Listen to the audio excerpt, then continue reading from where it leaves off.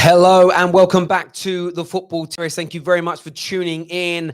As I told you just yesterday, the Jadon Sancho deal is not over.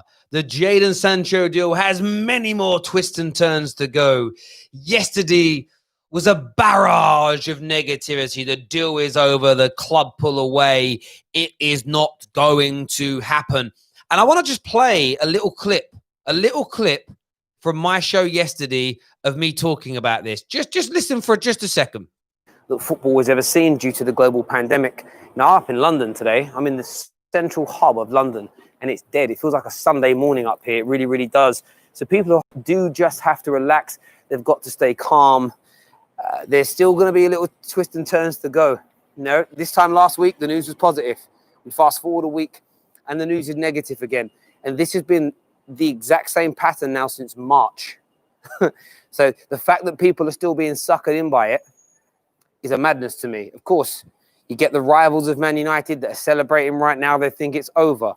But in 3 or 4 days' time, when there's a positive spin, you know, they'll be angry and they'll be frustrated and they'll be screaming. And we've literally had the same pattern now for nearly 6 months. So there we go. I spoke about it yesterday and I stand by it. This is the pattern. Because the Jadon Sancho deal to Man United is still on, you're going to get the recycling of the news. Fabrizio Romano, let's get to this now. By the way, right now, smash the like button for me. Hit the retweet button as well. It's really important to the Football Terrace that we get this done. First bit of information comes from Fabrizio Romano, who has said that Jadon Sancho had a direct conversation with the Borussia Dortmund board last week. He told them that he would not go on strike, but that he would be happy to join Manchester United if they would sell him.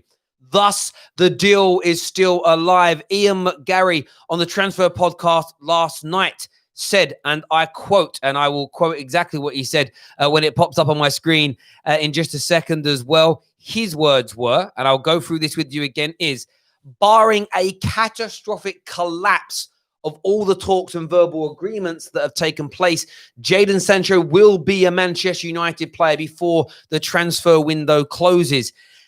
And tomorrow it will be negative. Tomorrow there'll be a case of United look at an alternative. They're looking at Bow, they're looking at Douglas Costa. Nothing is changing. Man United could still sign Jadon Sancho. The player still wants to join. The deal is still on. You need to calm yourself down. Someone here says you keep chopping and changing your stance on Sancho. What's your source? Kay, if you want to phone the show, Skype lines are open. Call the show and tell me how I've changed my tune once on Jadon Sancho. We can get it out there. I report on what the mainstream media are telling us. If tomorrow they tell me the deal's off, my title will read Man United deal off, and we'll discuss that particular story. If today, like today, they're saying it's on, they're saying it will happen, barring a catastrophic mistake, we will talk about that particular story. My view has remained the same. Jadon Sancho wants to join Manchester United. Dortmund would like to sell him for the right price. Manchester United want to buy the player. It's protruding. It's going on longer than I initially expected. That's because I'm not involved in the deal. But the Jadon Sancho deal is still on. I have said that every single day, Kay. I appreciate your super chat, but my stance has not changed once. There's semantics in this. Are conversations official bids or not? Who cares? Who cares? Man United still think they can get the deal done. They are still confident they can get it over the line. Jadon Sancho has confirmed to the Borussia Dortmund board that he would be happy and wants to join Man United if a deal between them and United can be agreed. This is massive, positive news. Hit the like button, hit the share button, and give us a call. We want to hear from you right about now. Let's hear what it goes. A comment here says, I'm pissed about Reguilon deal.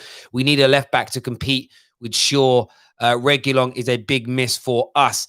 I understand that, James Mumford, but at the same time, we cannot be doing the deal that Tottenham are doing with Real Madrid. It is an absolute, it's a suicide mission. It's a suicide mission for a football club to relinquish control over one of their assets like that. Up on the show, we have TD Shift. TD Shift, welcome back. What do you want to say, mate? And yes, I can hear you. All right. Yeah, Terry, I just wanted to say that, as I said from when we started this conversation to now, I just want to make things crisp three things crystal clear. One, if this deal ends up getting over the line, then Man United will be getting a top winger, and who has proven himself in the Bundesliga. And I want you to know that I have no doubt in my mind that if it does happen, that he will get you into that top four permanently, into that top four conversation. The second point I want to make is that I don't think that the rumors with the whole Sancho off, Sancho on thing is concrete at all. I think if there's a lot of influx and a lot of stories hovering around saying that Sancho will be joining Man United this summer, end up happening, then as I said, it will follow through. The third thing I want to say is that there's a lot of fans that's on Ed Woodward's back, in particular the Glazers as well, over the last since I think the other recent podcast you were just doing, and I think a lot of the cracks will be papered over if this Sancho thing happens. And by from a football fan point of view, I would love to see this happen to add a bit more Premier League quality to the Premier League. With the likes of obviously Kai Havertz and Timo Werner, to name a few names. But I think, so Liverpool don't really have an easy to say, look, listen, you know what I mean? You get what I'm saying? No, mate, I totally get your points, mate. I think you make some good points there. TD, thank you very much for coming on. We really appreciate it. I know a few other people called in. Please call back Kevin. Please call back Tevin. We're going to have Pan on the show now. Pan, welcome back to the Football Terrace. What do you want to say, my friend? I just want to say that I'm quite. I gave up on this deal completely. That maybe this deal wouldn't happen, but I'm still pretty confident. I'm still 50-50 because I think last night, a journalist, Frederick, he's a Norwegian journalist and he's quite close to Oli. And he came out and said that United are willing to sign Sancho. They have not given up on the deal. And I've seen a couple of reports also saying that we will sign Sancho, this summer. I'm still confident. But I think it's just a PR thing, walking away from the deal. You hear these reports in terms of Bruno Fernandes and Maguire. So I think we will eventually sign Sancho. Whether it's this summer, I'm not too sure, but we will sign him. We will end up getting him. I understand. Look, Fabrizio Romano has also said on the podcast that the Man United board are still convinced they can sign Jadon Sancho this window. And it's there or thereabouts to be done. And like I say, a lot of people say, why do we keep talking about this? Yeah. Because we need to keep you informed in the sense of tomorrow it'll be negative news. Tomorrow someone will release a story where it's negative and it'll be, banter season again. We'll report on it and say nothing, show me something new. The one bit of new information today is that Jadon Sancho has spoken to the Borussia Dortmund board and confirmed that he would be happy to join Man United. That in itself tells you that the deal is still alive. Pan, thank you very much for coming on and having your say. Next up on the show, we have Tevin. Tevin, welcome. Who do you support, bro? Support Manchester United. Give me your thoughts on this Jadon Sancho news this afternoon. Ian McGarry thinks that barring a catastrophic collapse, he will join Man United. Fabrizio Romano has confirmed that Sancho still wants to join Man United. What's your opinions, bro? I think he will join, but people just need to know that it's a big deal. It's gonna be the biggest England has ever seen, and so just people just need to just get to the reality that it's gonna take time. It might go to the end of the transfer window. It just might. There's a huge possibility that it might. Mate, I completely agree. I was hoping that it wouldn't. I was hoping that Man United could have got something done that little bit sooner, that little bit quicker. But these things, these things happen like this sometimes. It isn't ideal. It isn't how we want it to operate. But as you just pointed out, this is the biggest transfer deal in the history of British football. So, of course, there's going to be problems. Of course, it's going to take time. Of course, there's going to be situations in regards to it. And, we're also talking about a very, very respectful Jadon Sancho, who isn't forcing a move. He isn't going on strike. He's not throwing his toys out of his pram. He's not disrespecting the club that gave him his professional debut. He's acting like a gentleman. He's acting like a scholar. He's acting like a professional. And that is something that endears me to Jadon even more that he's behaving with such quality. It has to be commended, Terry, because that's how he's supposed to be. Imagine he left from Manchester City, where they were not giving him the opportunity, to Dortmund, where they gave him, and it's made him into the star that he is. So I wouldn't expect him to disrespect them. As the same, I wouldn't expect him. Say, for instance, Manu buys him, which is gonna happen, and he's here, and 7 years down the line, he wants to leave, but he's still not gonna give the uproar. He's gonna let the club deal with it the way that it's supposed to be dealt with. Because imagine if Manu is gonna sell him in the long run, which I know we're gonna get him, but say for instance they're gonna sell him, they're gonna want a catastrophic amount of money for him eventually, because we know he's gonna perform. But bro, and I get that completely. Tevin, thank you very much for your call, mate. Really do appreciate it. Next up on the show, we've got Ali. Before we jump to Ali's call, do you know what I always notice whenever we do Jadon Sancho news, when the news is negative, it's rivals saying ha ha ha ha ha and laughing. When it's positive news, it's I can't believe Terry is doing another Jadon Sancho video. Oh, you rivals make me so happy. Your fragility is amazing. Ali, welcome to the Football Terrace. Who do you support, mate? Good morning, Terry. I support Manchester United. Tell me what you think about this current situation. Go for it, bro. Definitely, I totally agree with you. First of all, Jadon Sancho is not like a little star that you can buy him like for 40 or 50 million, and then you expect that to be done like within a month. This is a huge deal. We're talking about 120 million euros at least. That never an easy deal. That definitely will take like a long time. Imagine yourself go to a dealership if you want to buy, let's say, like like a tiny Ford, or if you want to buy like a Mercedes.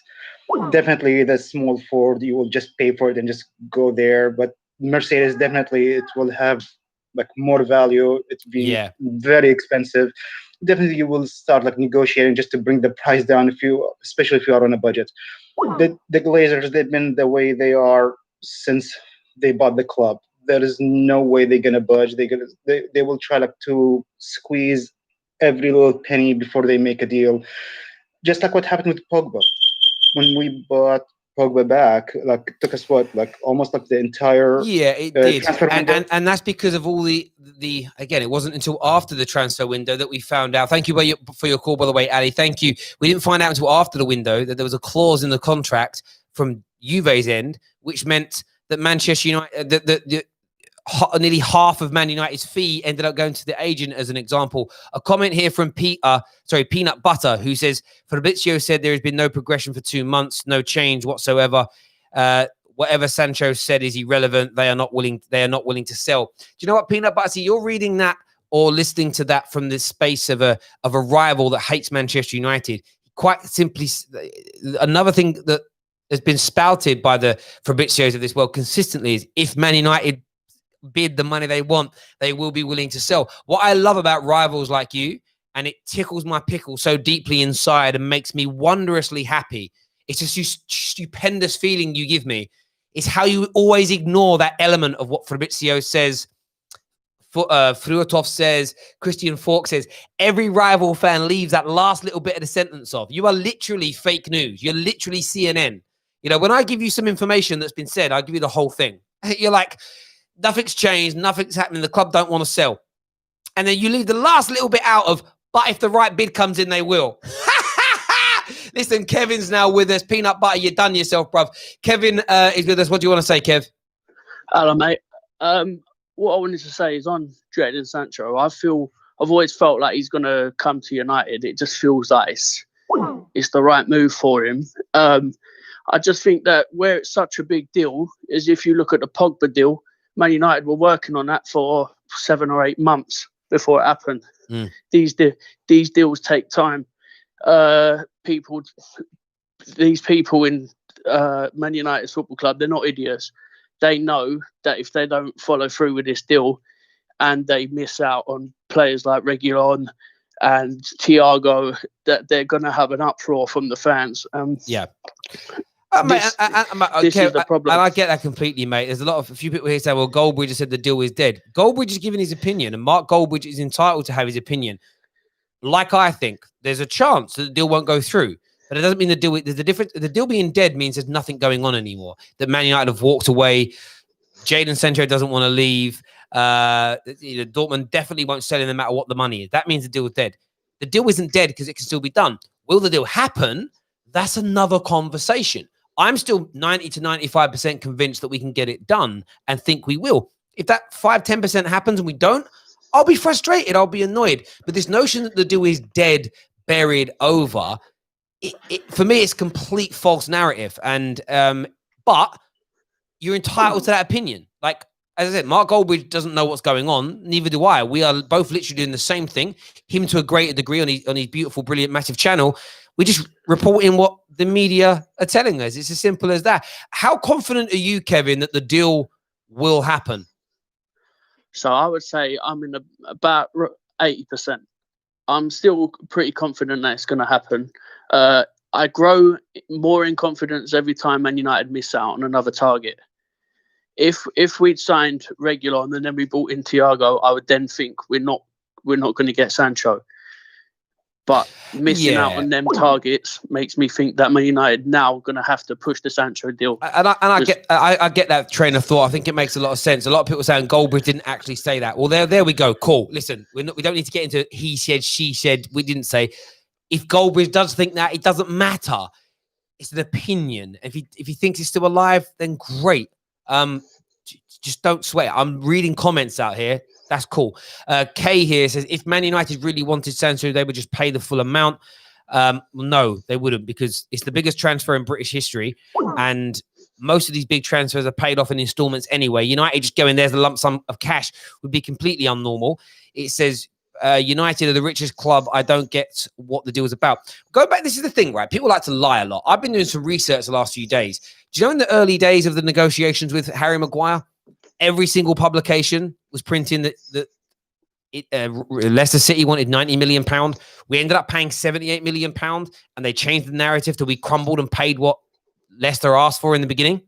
And it's like, well, but you said they wanted 90 million in the beginning. So did you lie in the beginning, or did you lie at the end of this conversation? All right, do you get my point? So if they wanted 90 million, we ended up waiting 2 months longer, but we got him for 78 million. Then we've won the battle. Not only have we got the player, but we paid £12 million less than you wanted us to. These deals are not as simple as just paying the money. It's not FIFA. It doesn't work that way. Would I like it done sooner? Yes. Do I understand from a business standpoint why it's taken a lot longer to get done? Of course I do. Kevin, I appreciate you coming on, having your say, mate. Really good articulated points as ever. Goldbridge said, stay positive. Fair play to Goldbridge for saying that, because I completely and utterly agree if that is what he said. Someone in a minute is probably going to say to me, that's not what Goldbridge said either. Cool. I'll watch your show a little bit later like I always do. A lot of people saying Glazers out. Listen, I only back people that want the Glazers out if they're not buying merchandise, if they're not doing anything to support the club financially. If you are, if you've got the app, if you follow them on Twitter, if you have MUTV, if you buy kits, if you buy merchandise, you buy tickets, you have absolutely zero credibility when it comes to publicly talking about Glazers out, because you're literally feeding their habit. And I have no time for anybody that says different in relation to that. Mark Goldbridge said that he's 90% sure that we will sign Sancho. So Goldbridge has exactly the same opinion in terms of end result as I do. Then that is fair enough. He's a sensible, smart man. We've got Ivan on the show next. Ivan's a Chelsea fan. Let me know what you're saying, bro. Hope you're doing well. Yeah, I'm very good, thank you. We've also added Everyday Same. But Ivan, give us your opinions on this latest piece of positive news this time about this deal. It's quite interesting. The only thing that I would be concerned, it is actually true that if Man United pay the amount, they get the player. It's plain and simple. But what is an issue for me, that, and I would be concerned if I was a fan, that there is no indications that Man United are ready to pay that amount for Sancho. This is the thing, that they are penny pinching basically about everything. They are going insecure into transfer. They they seem insecure how they're negotiating from deal to a deal to a deal. It is just an outsider's opinion. Okay, so okay, cool. Just one Whoa, no. I don't want you to go further. What do you mean by how we go from deal to deal? I don't get what you mean.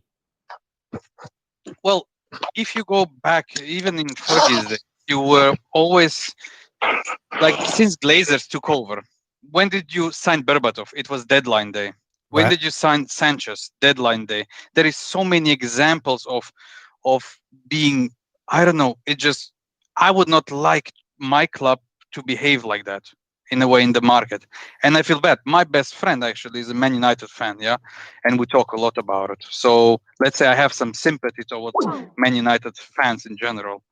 And I would just be concerned about the behavior and the intent of the board. There is just, I don't see any indications that they're willing to pay the amount for Sancho at this point of time. Let me put it like that.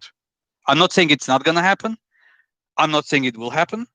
I'm just, on the back line saying, I don't see these indications. It is actually true. If you pay, you get the player. It's quite simple. Listen, I understand where you're coming from. Look, Man United, look, we signed, I swear we signed Wayne Rooney on the final day of the season as well. These things happen. I don't remember about Wayne yeah, Rooney. yeah. I think these things have happened. I'm pretty sure Chelsea have signed players on transfer deadline day as well, Yep. or close to it in the past. These things happen from time to time.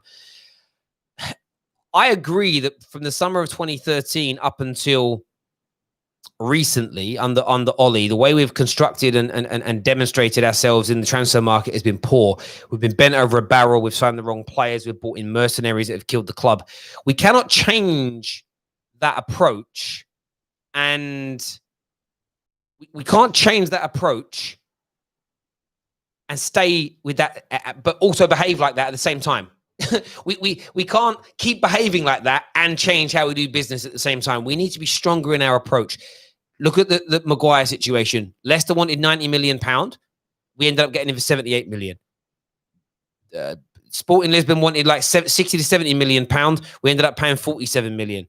So for me, I look at these situations and think to myself, well, we're getting them cheaper than what is originally being quoted as the asking price, as an example. With the Jadon Sancho situation, yeah. Would I like it done sooner? Absolutely. Do we have the best negotiating team in the world?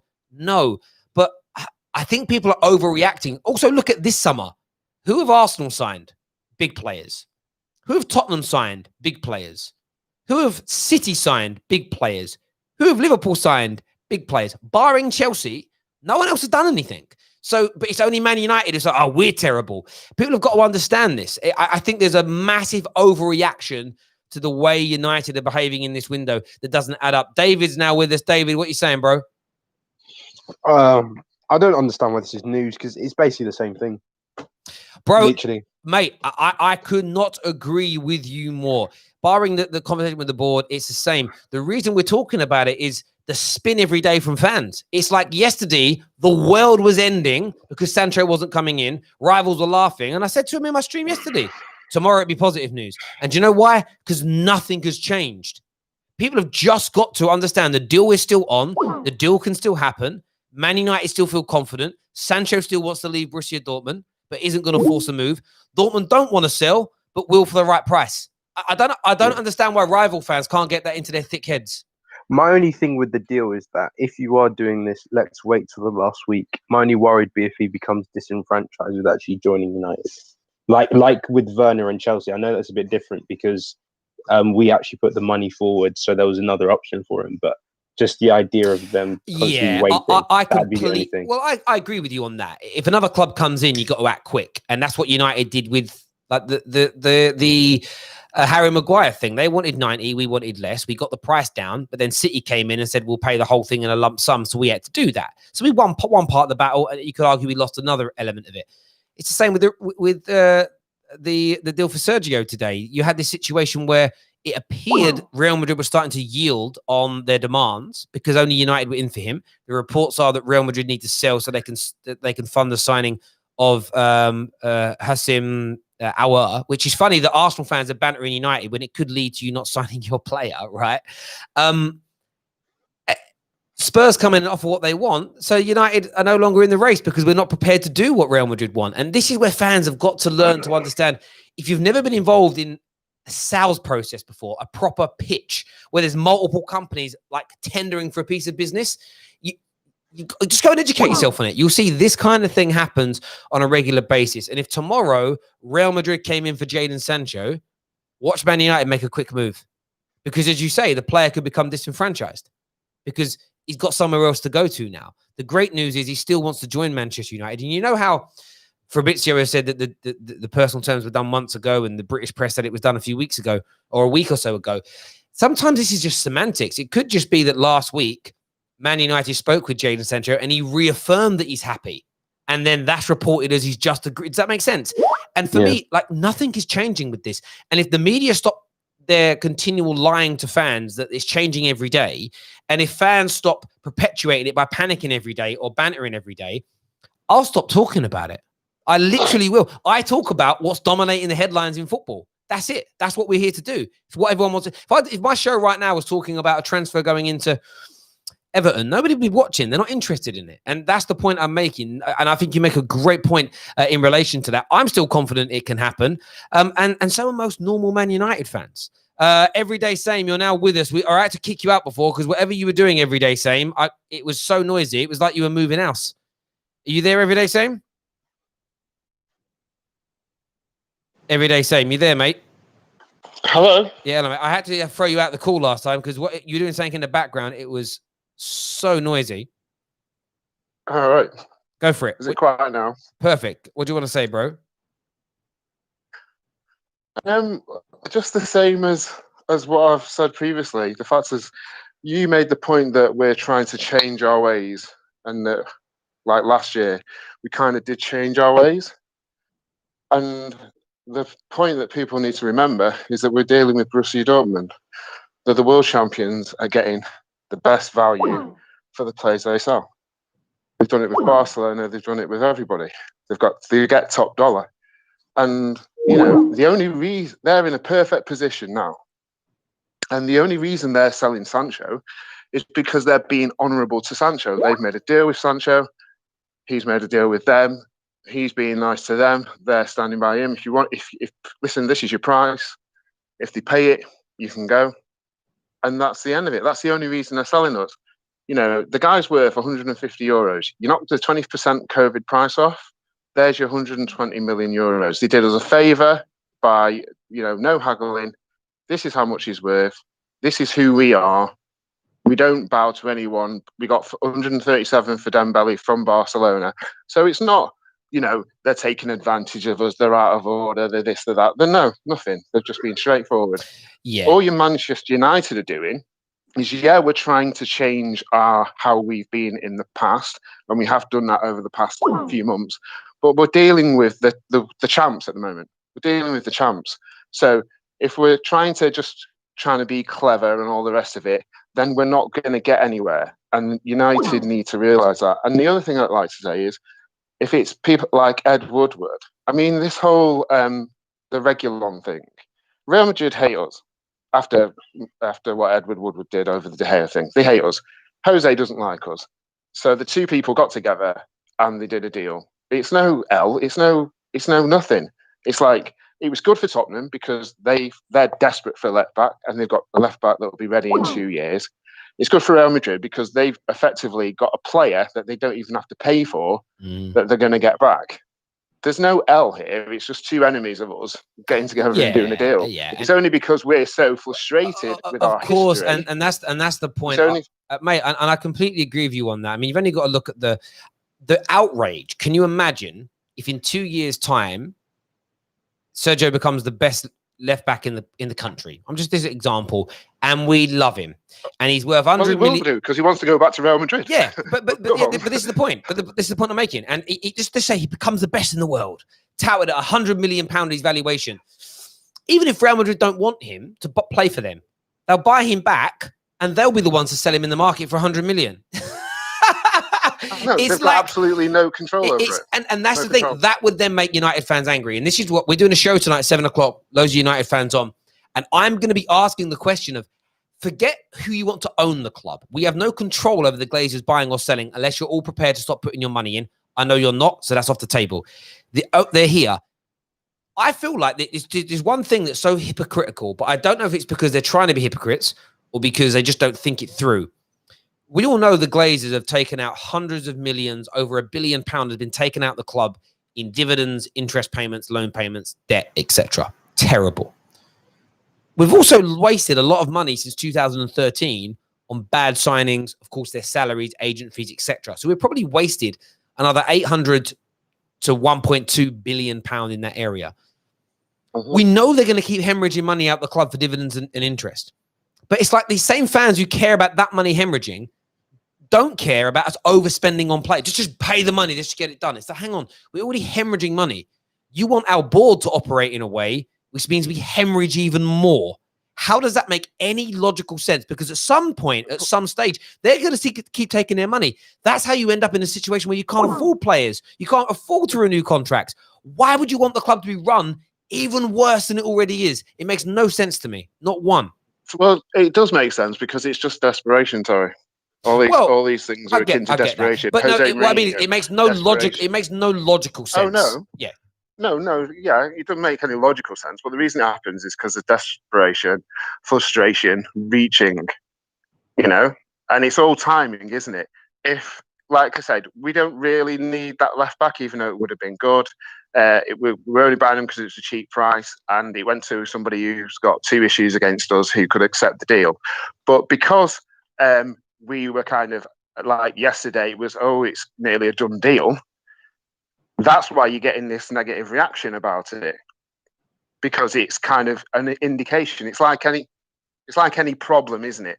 It's like any little thing suddenly appears bigger because of the past. It's like if you have an argument with your missus, like you might get pissed off quicker because of the argument you had like 2 weeks ago or something. Do you know what I mean? Well, this is the way I look at United fans. A great example. The way I look at United fans right now. Let's just take a sample of their girlfriend cheated on them a couple of times, but they've taken her back. And they're working on it. They're trying to get along. She goes on a night out. Be home at 11:30. I'll see you soon. It's 12:30. He's sending her a WhatsApp message asking if she's safe. But he's only getting the 1 tick. No 2 tick. No blue tick. He's starting to panic. He's starting to worry. Now, in the end, it might just be, a friend actually got a bit too drunk. She helped get a friend home and her phone died. Sorry, I'm a little bit late. I'm back now. How are you? It could be that she's out for the rest of the night and it goes terribly at how he thinks it's gone. Like she might have reoffended as an example. But the point being is we're in that stage of, I don't know what's happened, but because of the history, we jump into panic mode. And that's where United fans are mentally. We are scarred and damaged by the previous treatment of the Woodwards and Matt Judges. And it's making them angry. And for me, I'm just more prepared to wait and see what happens in the medium to long term with the rejuvenation that's happening under Ollie than I am to just throw my toys out my pram. And that's why I'm getting a lot of negative comments from rivals here. You're waffling, you're this, you're that. Oh, you're really angry underneath, Terry. It's because they come here to maybe, hopefully pray to see me fuming, screaming, shouting, crying. And because I'm not, they're shook and triggered. They're like, oh, I'm going to go now because Terry ain't. Yeah, they hate it.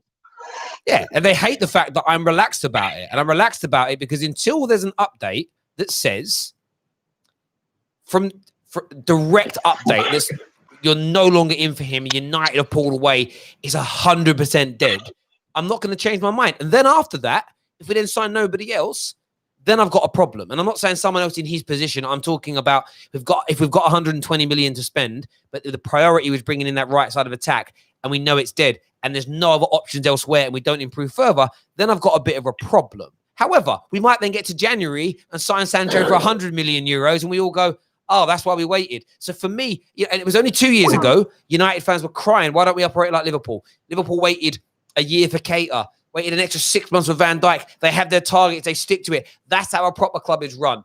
We then say to United fans, we're going to run like that, but it might mean we don't sign your number 1 target this summer. They start crying their eyes out. That, for me, is where I want United fans to grow a backbone, say how they want the club to be run, and stick to it. Because you can't have the best of both worlds. You want your cake and you want to eat it. And for me, that's wrong. That for me is integrally is wrong. But that's just my view. from where I'm I'm the like of the side of I'm not going to get excited because I don't want to I'm not going to get excited till I saw the shirt and everything. But the news story from a few days ago that we had a 90 million bid rejected was music to my ears, because I thought, well, if we've actually bid that money, then we've got the money.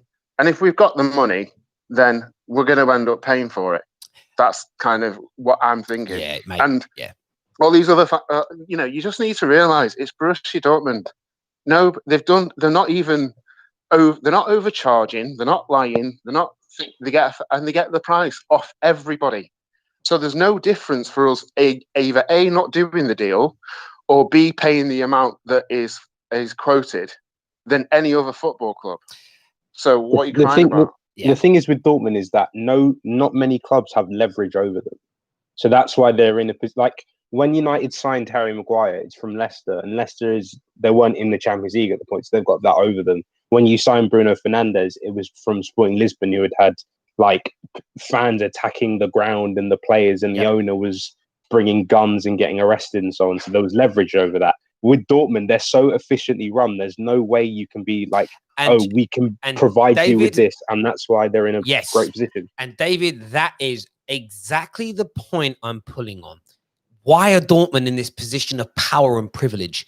Because of years and years and years of continuing to be run and do deals the way in which they get them done. I know Tottenham are being looked at a bit funny here around the way they're signing Sergio. However, when it comes to selling players from Tottenham's point of view, what's their reputation in England when you try and buy a player from Tottenham? Is they get top dollar from you, right? And that's because for years they've done that, and that is the reputation. If you want a player off Daniel Levy, you are paying to the highest degree. Man United cannot get to a point where we are respected in the transfer market if we continue to bend over backwards for people, if we continue to yield on our morals. And that's where people need to drop the requirement for instant gratification. It's where they have to put their own wants aside for a minute, stop being narcissistic, stop being selfish, and understand that you cannot demand that your club is run like an elite level club and then cry when your club acts and is run like an elite level club. Now you'll throw in, bro, look at all the debt, look at the way the Glazers. Can't help the ownership. We cannot help that. And just because we've got bad owners doesn't mean you shouldn't want them to run things as efficiently as possible and save as much money as possible. These two things don't make sense. It's like you just want to burn it down. It doesn't, you've got to, you want us to be run well, let them run it well, but we've been run badly for 7 years, and it takes time to undo these things. Reputation precedes you. And trust me, my personal opinion, internally within football, United are going to be looked at much more favorably for this deal, not doing this deal, than Tottenham will be for doing it. Because football clubs go, oh, maybe we'll look at selling someone like that. Maybe we can sell a player to Tottenham like that in the future. You look at some of the young players at all these other clubs. If you're like Liverpool right now, you've got some of these young, talented players. Maybe we can get Tottenham to buy one of our starlets that we haven't really got room for in the team.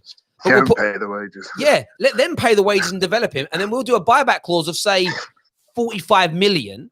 And then if the player turns out to be the next Harry Kane, we'll buy him for 45 million and we'll sell him to Real Madrid for 150 million. Do Tottenham really want to be the club that's seen as weak enough to do that? I don't want Man United to be looked at that way, because it will bite you in the backside at some point. And your point on the 90 million bid every day, same, makes sense. And, this is what I love about this is the semantics within it. United haven't officially bid, and the official bid is where you submit a bid via email, via fax, company-headed paper, breakdown of everything. What we have done is had conversations with the intermediaries and been told yes, no, maybe so, as an example. And it all becomes about PR. And we've seen in the last 24 hours how important PR is. With the way that Arsenal announced their Aubameyang deal, PR central. Yes, he was offered contracts elsewhere, but he stayed here. It was all about his great relationship with Mikel Arteta and the way they spoke. And there's probably large elements of truth within that. But what they leave out, and that PR enables you to mitigate, is the fact that you've made him the highest paid player in the Premier League on £375,000 per week.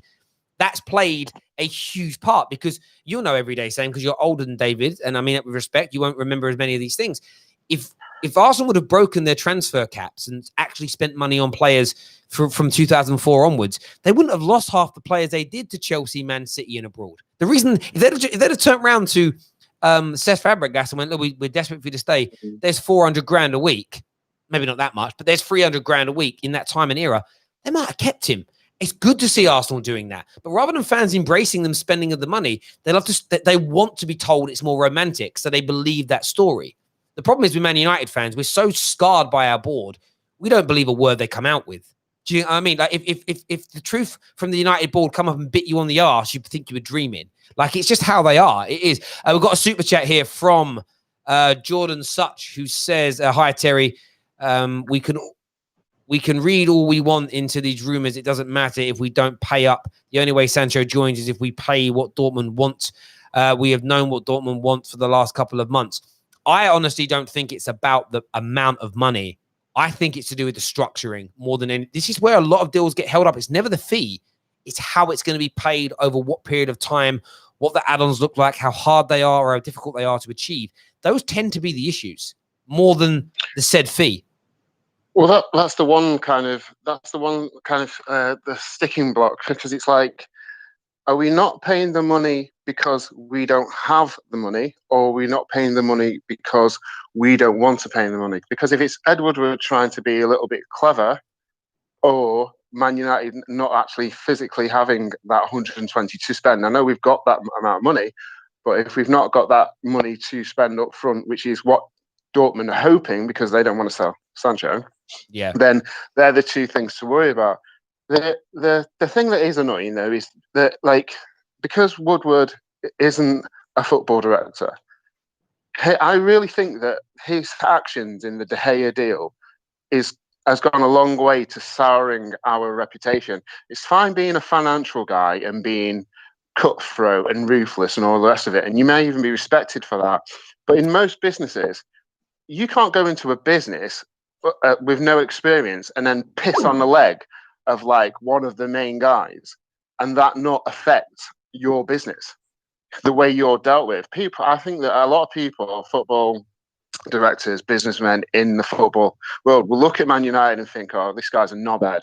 So that's why I couldn't give a toss about Reguilon. I don't want anything from Real Madrid. Bro, poison chalice. They only wanted to sell to us because we were the only people that wanted to pay. They didn't want to do us a favour. On your point there about Woodward, about people not respecting him, I agree. So again, in terms of me, I still think what United need to do is have the person I want to come in and do the job of leading us in those conversations, barring Edwin van der Sar, who I would love. I don't think we're going to get because he's in a high position at Ajax.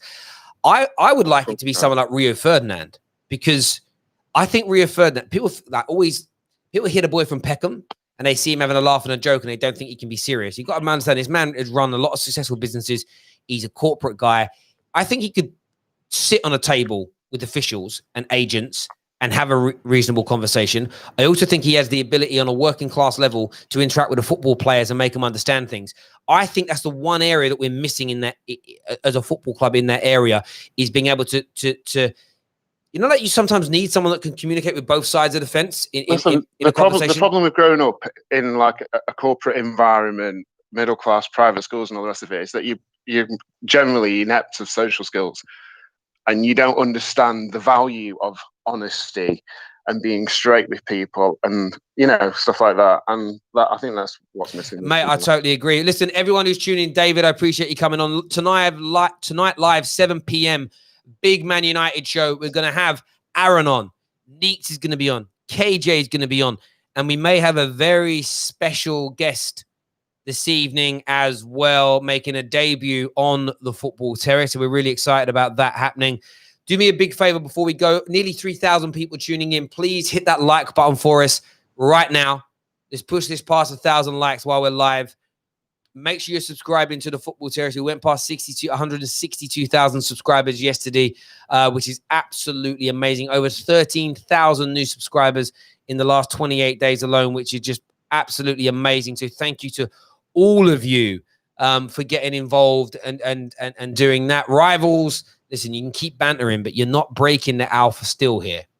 You can't do that to me with dead banter. It's never happened before, and it will never happen again. You can say I waffle, you can call me a clown, but remember, you're here watching me. Think about that logically, bruv. Think about how that doesn't upset me. Do you get what I mean? It's one of them one. Listen, everyone who's tuned in, thank you. Take care. Goodbye. God bless. And we'll see you all again soon.